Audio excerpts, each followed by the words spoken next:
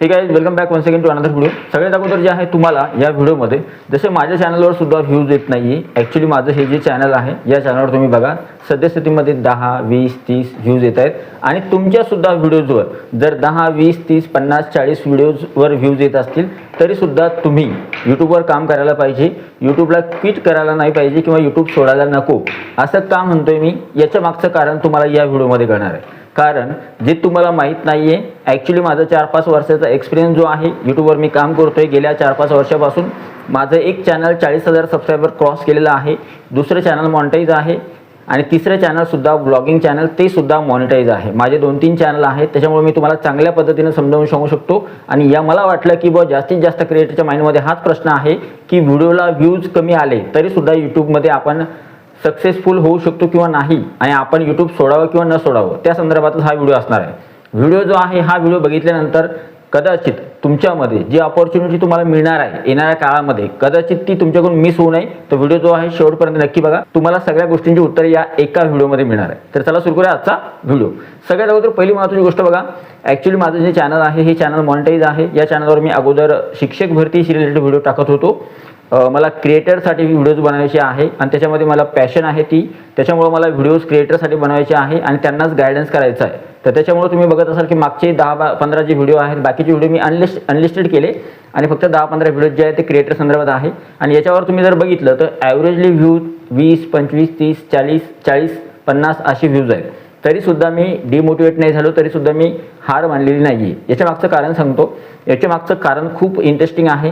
जसं तुमच्यासोबत किंवा तुमच्या मनामध्ये सद्यस्थितीमध्ये हा प्रश्न येतोय, अरे आपल्यासारखंच या क्रिएटरसुद्धा व्ह्यूज जे आहेत 10, 20, 25, 30 व्ह्यूज येत आहेत तरीसुद्धा हा व्हिडिओ का अपलोड करतोय। तर त्याच्या मागचं सगळ्यात सोपं आणि एक चांगलं कारण असं आहे की सगळ्यात पहिली महत्त्वाची गोष्ट म्हणजे यूट्यूबवर कन्सिस्टन्सी जिंकते। म्हणजे थोडक्यात यूट्यूब जे आहे कन्सिस्टन्सीला रिवॉर्ड करतं। आता तुम्हाला थोड्या चांगल्या सोप्या शब्दामध्ये समजावून सांगतो। यूट्यूब काय करतं, यूट्यूब अगोदर बघतं की एखाद्या क्रिएटरनं चॅनल उघडलं तर तो क्रिएटर कशा पद्धतीने काम करतो।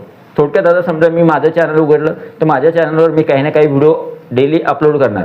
माझे 15, 20, 30 व्हिडिओज अपलोड झाल्यानंतर कुठे यूट्यूबला माझ्या संदर्भात माहिती होते की हा क्रिएटर कोणत्या कॅटेगरीमध्ये कोणत्या ऑडियन्ससाठी व्हिडिओज बनवतो आणि हे व्हिडिओज कोणत्या ऑडियन्सला आपण दाखवायला पाहिजे।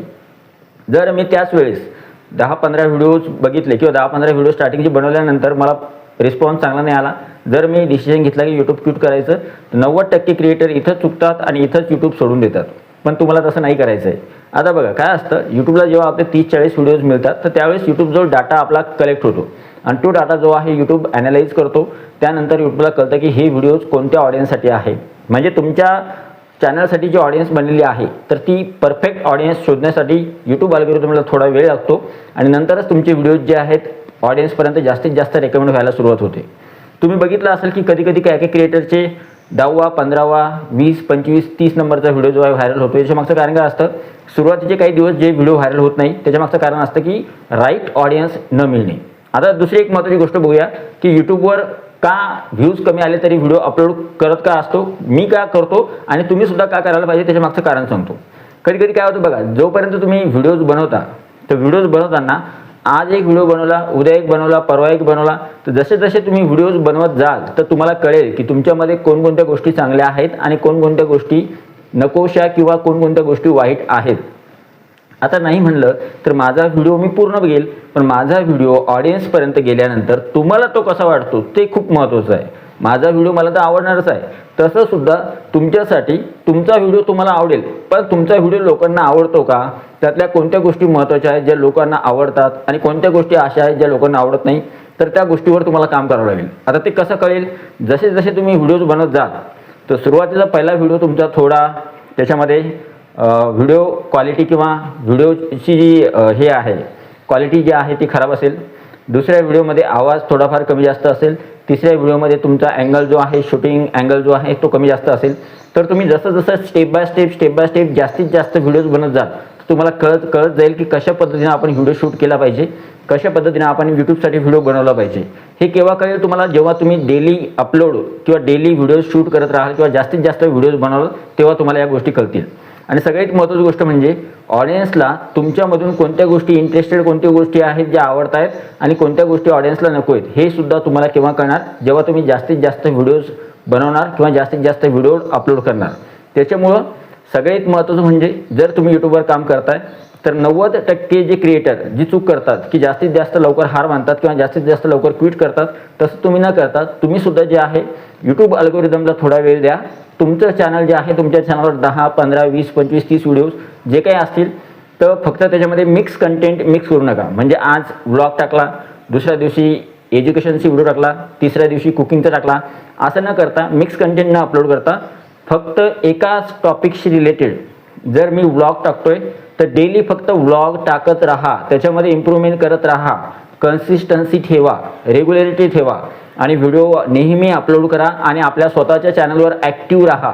तुमचं चॅनल यूट्यूब अल्गोरिदमला कळालं पाहिजे की हे चॅनल ॲक्टिव्ह आहे आणि हा क्रिएटरसुद्धा खूप सिरियस आहे. तर यूट्यूब तुमच्या व्हिडिओला कोणत्या ना कोणत्या एक तुमचा व्हिडिओ जो तुम्हालाही कळणार नाही, कदाचित त्या व्हिडिओला ज्या व्हिडिओपासून तुम्ही कोणत्याही प्रकारची उमेद तुमची त्या व्हिडिओपासून नाही, तो व्हिडिओ कदाचित तुमच्या चॅनलवरचा सुपरहिट किंवा तुमच्या चॅनलवरचा व्हायरल व्हिडिओ होऊ शकतो. कारण का, जर यूट्यूब अल्गोरिदममध्ये काही गोष्टी फिट झाल्या, तुमचा व्हिडिओ तुम्ही अपलोड केला, नंतर ऑडियन्स ॲक्टिव्ह असली, तुमच्या व्हिडिओला स्टार्टिंगला खूप व्ह्यूज आले, नंतर CTR चांगला असला, नंतर तुमचं इम्प्रेशन वाढत गेले आणि वॉच टाईमसुद्धा त्या व्हिडिओचा चांगला असला तर तो व्हिडिओ जास्त ऑडियन्सपर्यंत पोहोचवला जातो.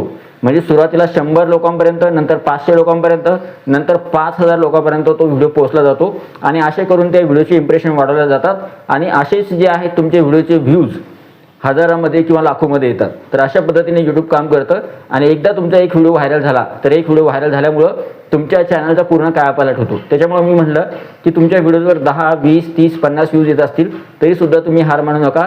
आणि मी सुद्धा माझ्या चॅनलवर, या चॅनलवर तुम्ही बघत असाल 10, 20, 30, 40 व्ह्यूज येतात, तरीसुद्धा मी डेली व्हिडिओज अपलोड करणार आहे आणि डेली व्हिडिओज माझी मेहनत जी आहे ती सुरू करणार आहे आणि मी हारसुद्धा मानणार नाही आहे. तुमच्यासोबत सुद्धा असं होतं आहे का? कमेंट बॉक्समध्ये नक्की सांगा. व्हिडिओ आवडला तर व्हिडिओला लाईक करा. क्रिएटरसाठी हे चॅनल आहे जेणेकरून तुम्हाला इथे फक्त जेन्युइन माहिती मिळणार आहे. तर चॅनलला सबस्क्राईब करा. व्हिडिओ आवडला तर व्हिडिओला लाईक करा, जास्तीत जास्त शेअर करा आणि या व्हिडिओला जास्तीत जास्त हाईप करायला विसरू नका. भेटूया पुढच्या व्हिडिओमध्ये. तोपर्यंत व्हिडिओ बघितल्याबद्दल thank you so much. Take care. Bye bye.